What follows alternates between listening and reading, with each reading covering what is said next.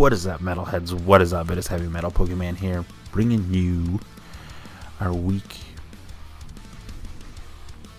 3 WPA battle versus UltraPlayer and his Philadelphia Soul Dude. Changed up his team name from his normal New York Metagross for this league, mirroring a new team, new brand, so it looks pretty sweet. The logo is pretty sweet. You'll see it on the name. Anyways, so let's get into our team real quick. We have a pretty standard Metagross set, kind of standard.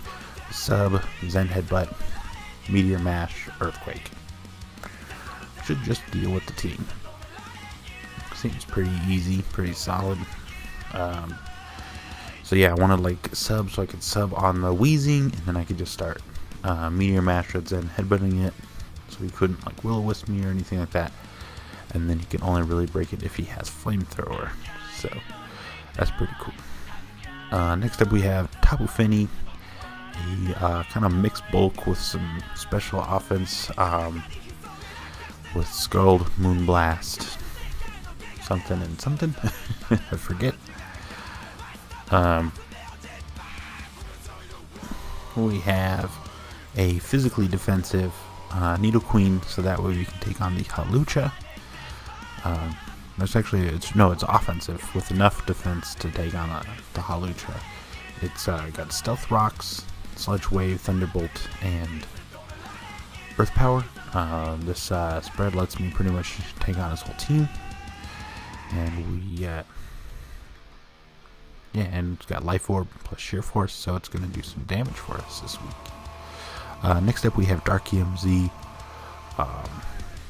Hydreigon with Roost, Dark Pulse, Draco, and Earth Power. I think the Earth Power is just to hit the top of Coco, but not like we're going to. But you know it's there, just in case. Next up we have Choice Band Zygarde. Pretty much just gets to spam 1,000 arrows for free against this team. The only thing that really takes it is the Scizor. Everything else just kind of will eventually die to it. So there we go. That's the team. He brings the team Tapu Koko, Solgaleo, Scyther, Alolan, Raichu, Snorlax, and Hawlucha. So it brings that electric core with him big time. Speed as always, so we can just go faster. Oops, I forgot to change the question of the day. That's alright. So we're going to lead out with Nidoqueen. I thought that was the best lead against pretty much everything. Get up rocks, scare out something. So we see he does lead to Tapu Koko. So what I'm going to do is I'm going to go ahead and get up rocks. I know he's going to go away because Grass Knot's not going to do anything to me. So as I see, he does have the U-turn instead of the Volt Switch. He sees this as a check to my Nidoqueen, so I'm going to go out into Evanescence here, so that way he can't like rest up and stuff like that because of the Misty Search. He wouldn't be able to rest in the Electric Train either, but now he can't paralyze me when he does his Body Slams, so that is also helpful. He gets a crit there on his Body Slam, that's fine. He's going to protect here. I'm going to Nature's Madness. That seems like the best play. Half of whatever comes in. So he's going to go out into his Tapu Koko to threaten me out. I still get to do a Nature's Madness because that's the best play. So that's going to put his Tapu Koko at about half. We're going to switch out here because we don't want to take no damage. He's going to straight up Thunderbolt here, so Natricula is the best play to go to. I see he's going to U-turn, so I'm going to click Thunderbolt of my own. It is going to hurt whatever comes in. He does choose to go to the Snorlax. We get a crit there of our own as well, so crits are even Stevens right now. That's fine. I'm going to stay in here and I'm just going to continue clicking Thunderbolt in the terrain with Sheer Force and Life Orb boosts, so that's nice. He's going to Body Slam He's going to continue to protect. I'm not sure what he was trying to do with the protect. I think he was just trying to get into some range to do something. But he has a lot of protect on this team, so he must be trying to get rolls. As the terrain ends, I'm going to go ahead and click Sludge Wave because that is my best move. It's stronger than Thunderbolt because it's not in the terrain, and I get the stab boost.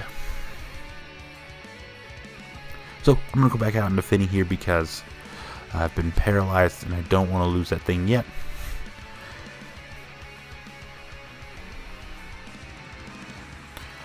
So he's going to body slam me. He's going to protect again because he wasn't able to protect last time.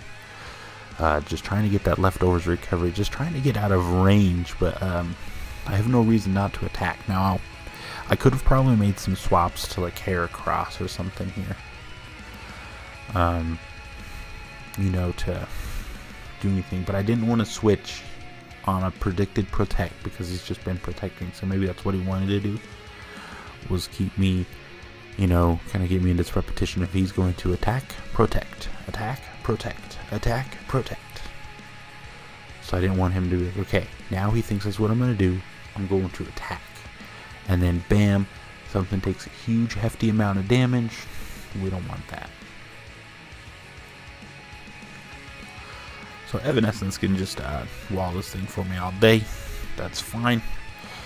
And the terrain is going to end. I'm going to head into the Moonblast. He's not going to protect this turn. And bam. So that thing's gone. Alright, so he's going to go back out into the top of Coco. I still need this, so I'm going to switch. And we're just going to go right back out into the Tricula. I pretty much need this, so this thing cannot spam. Thunderbolt.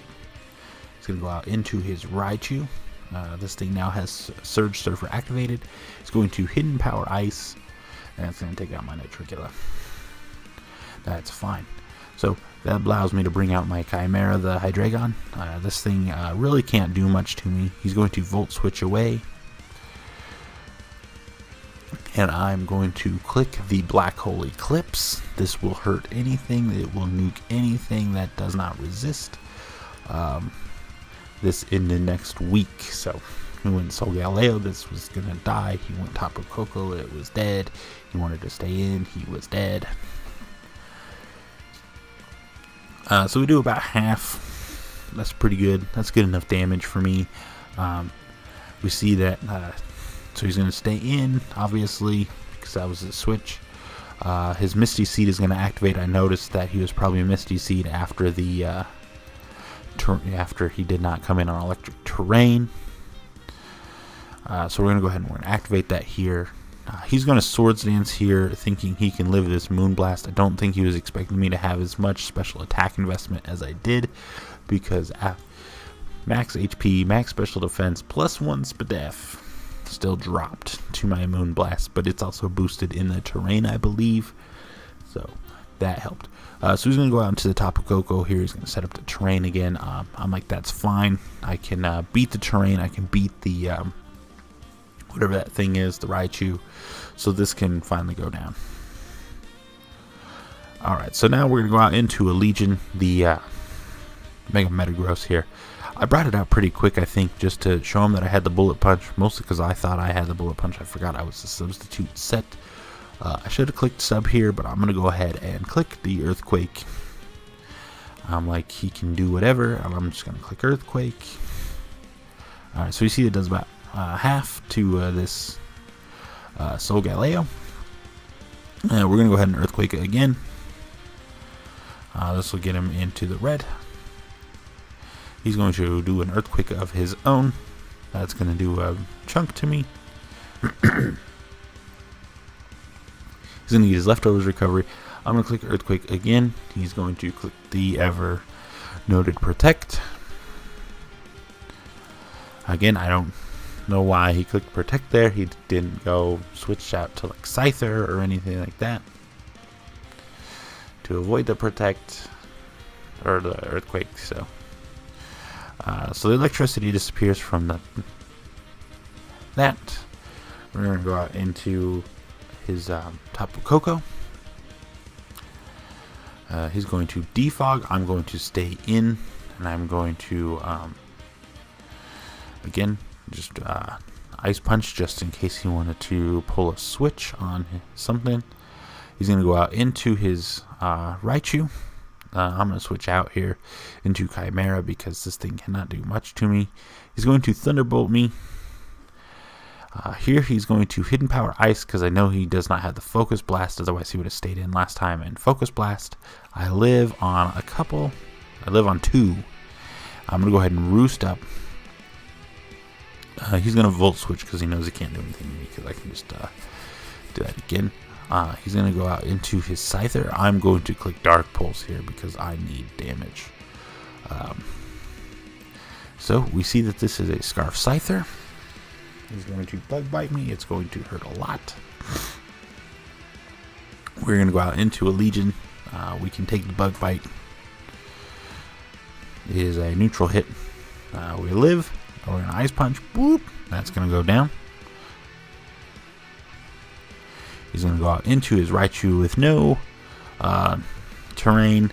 And we are going to win the speed tie. Not that it mattered. Because if he was able to kill me, next out would have just came Zygarde, which outspeeds because he was not Scarf, because he was able to switch up his moves. And then with 1,000 arrows, then it would have just dropped. So good game to UltraPlayer. That was a very, very tough match. Trying to beat your Hawlucha was very, very hard. Luckily, I had the team that was able to. So very well played. The Protect Tex, I wasn't sure what he was trying to do. Like I said, I think he was either trying to just get in range of roll for him, or he was trying to get me into a habit of he's going to attack, protect.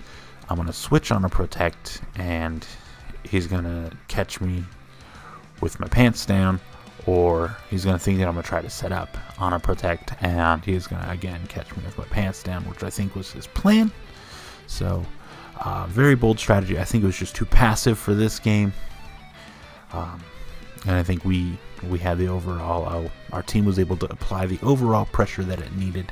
I think he brought too many electric types. I think maybe just Koko, and then either I think too many surge or too many electric, terrain users. I think might have been a downfall for that as well. But anyways, guys, go check him out. He's a really good battler.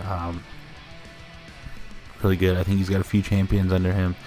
He's really good, so be sure to check him out down in the description down below, along with all the other coaches. We got a new coach, I believe, for last week, so I'll have to update the description for that. We have Matt O'Shea in the league. I'm really excited to hopefully battle him as well. Really excited to just battle all these guys. Haven't never got to battle UltraPlayer before. I don't think we were in the DBL, but we never got to battle. So here, getting to battle him was really good, and then getting the win over such a good battler was a really nice boost for us. So now we're 1-2, -2, so that's not bad. That's not terrible, So we can go into week 4 and hopefully get a win. Working really hard with the front office. They're a bunch of good guys. Really working, hard and helping me build the teams and make sure I'm not building some weird janky sets that I like to try and build to be like, hey, this will work. This will do stuff. Anyways, guys, enough of my bad rambling as always at the end of the video. But as always, bros, keep gaming. Memory, I can't lose. I hold on to you.